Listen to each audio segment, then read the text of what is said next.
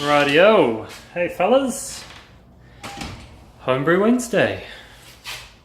Yep, it's Wednesday. Okay.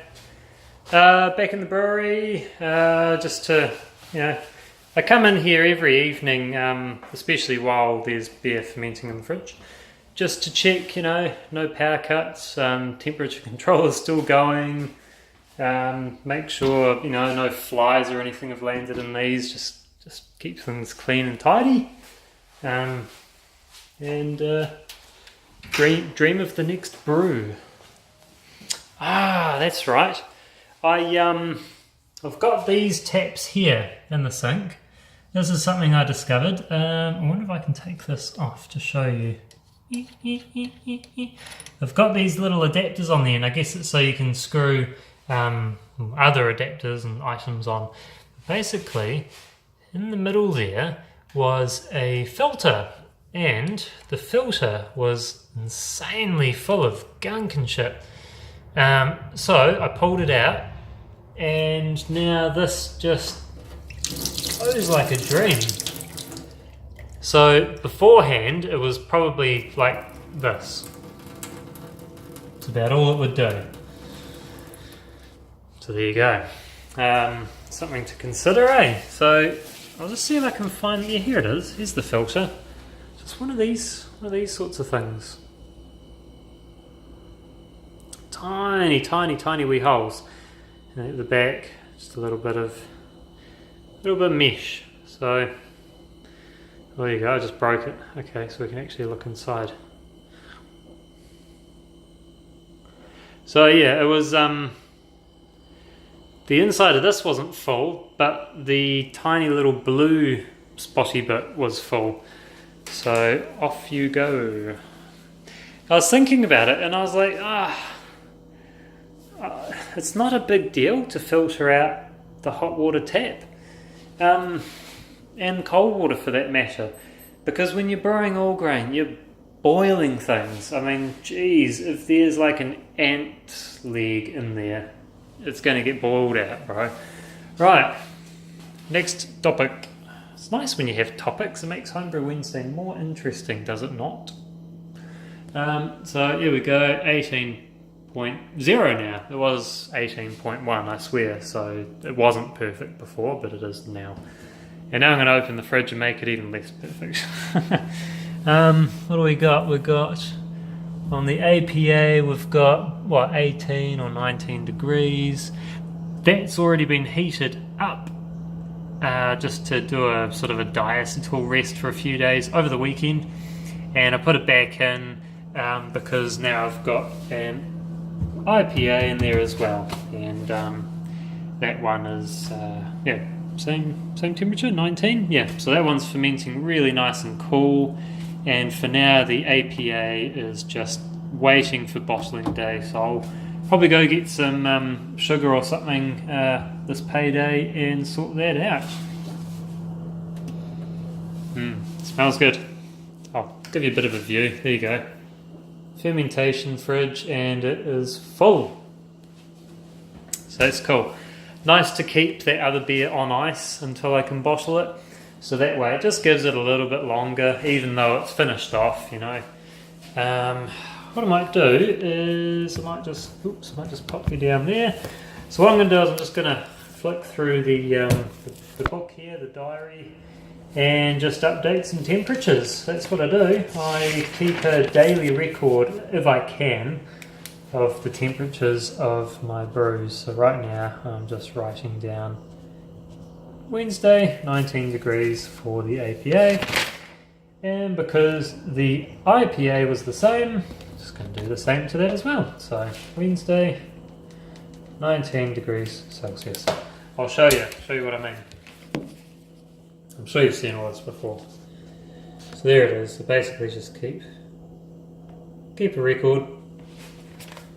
Because really, when you're brewing beer and you want some consistency, especially while you're, say, dialing in or using new equipment or whatever, you want the consistency, and if you record it and then you can brew it again to that same level, then you're being consistent, and then you should end up with pretty similar beers each time.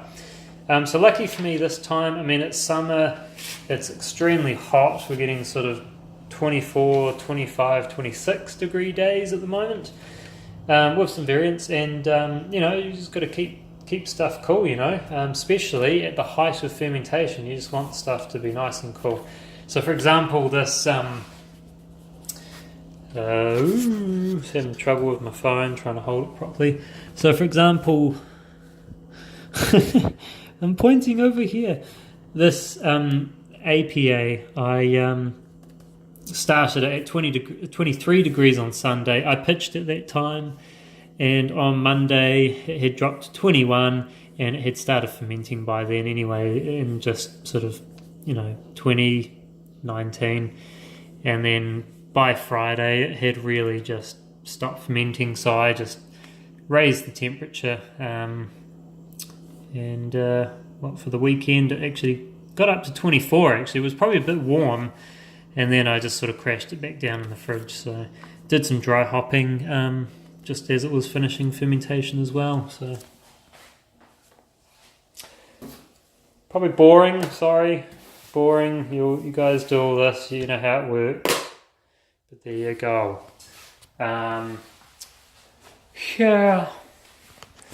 One thing I'm interested in is, and I've said this before, and now that it's cheap enough, I'm actually a little bit more serious about it, is to get hold of some iodophor, a reasonable amount obviously, and then if that's not available at the time, I'll probably go like a Star San or something like that. Something from 5 Star Chemicals would be good, because everyone raves about it, and has done for the last 7 years, or however long I've been brewing for, probably about 7 years now. I am trying to use up my sodium metabisulfate. It's quite a sulfury, sort of toxic-y sort of thing, and I haven't noticed sulfur coming out in any of the brews, so I'm just trying to use that up at the moment. And I've got this one here, which is sodium percarbonate, and I am going to stop using sodium percarbonate because it oxidizes. And when you've got your beer bottles or whatever you're using to bottle with, and you clean them up, and then you chuck in that oxidizing agent and and then put in your beer, some of it's still there, and it's just pumping oxygen into the beer, I assume. And because of that, I'm kind of switching off it. I'm kind of thinking, nah, the beer's not going to last as long if there's oxygen in there, even just a little bit, you know what I mean? So there's some food for thought. If you're using an oxidizing agent, maybe use it on, say, your fermenter, or be careful with your stainless gear. I've done it, and I've had some shit fittings and they've rusted, so I've just gone and recently replaced those. But yeah, your fermenter and whatever else that doesn't, you know, sit there and have oxygen sealed in.